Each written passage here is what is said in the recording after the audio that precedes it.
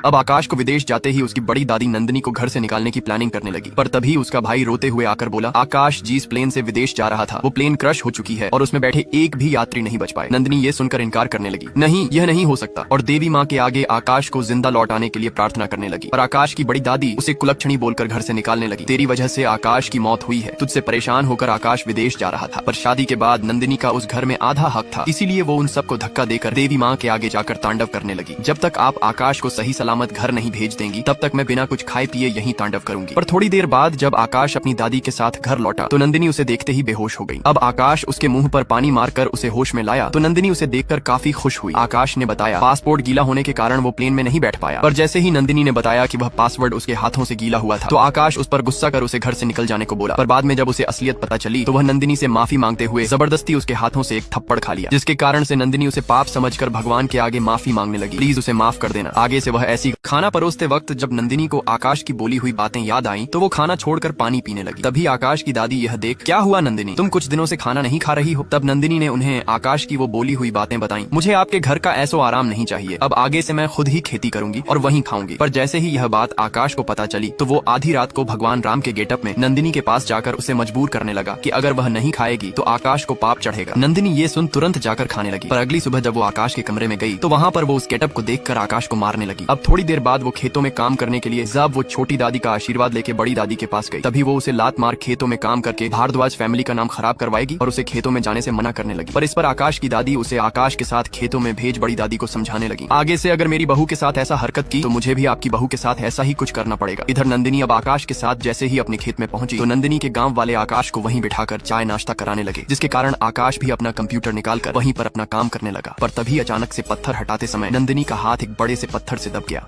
जैसे ही नंदिनी तैयार होकर बाहर निकली तो नील उसे अजीब तरह से देखने लगा। आकाश ये देख जब उससे पूछा कि तू नंदिनी को ऐसे क्यों देख रहा है तो नील उसे बदतमीजी करने लगा, तुझे क्या करना है, तू तो नंदिनी को अपनी पत्नी भी नहीं मानता। आकाश ये सुन गुस्से में चिल्लाने लगा, नील अपनी भाभी को गलत नजर से कैसे देख सकता है। तभी नील वहाँ आके, क्योंकि मैं नंदिनी से प्यार करता हूँ और वह भी मुझसे प्यार करती है। थोड़ी देर बाद नंदिनी एक तलाक का पेपर आकाश को देकर नील का हाथ पकड़ उसे अपना पति बोलने लगी, पर जैसे ही आकाश चिल्ला के उसका हाथ छोड़ने को बोला तो पता चला यह तो एक सपना था। अब नंदिनी आकाश को नीचे पूजा के लिए बुलाकर चली गई। इधर थोड़ी देर बाद बड़ी दादी ने जैसे ही उस मूर्ति को घर के मंदिर में देखा तो वो छोटी दादी से उस मूर्ति के बारे में पूछने लगी। छोटी दादी बताती हैं कि आज वो इस मूर्ति को गांव के मंदिर में स्थापित करेगी, पर बड़ी दादी तो पहले ही उस मूर्ति को बेच चुकी थी, इसलिए वो सुमित्रा दादी को रोकने की बहुत कोशिश करती है। पर जब वह नहीं मानी तो वो उन्हें एक कमरे में बंद कर नंदिनी की आंखों में गर्म तेल डालने जाने लगी, पर तभी आकाश आकर उन्हें बचा लिया। अब छोटी दादी मूर्ति स्थापना के लिए गाँव वालों के साथ उस मूर्ति को लेकर जाने लगी। इधर नील की माँ के पास जब मूर्ति के लिए कॉल आया तो उन्होंने धमकी दे दी, जिसके कारण मूर्ति खरीदने वाले गुस्से में एक बंदूक लेकर उनके घर में घुस गए।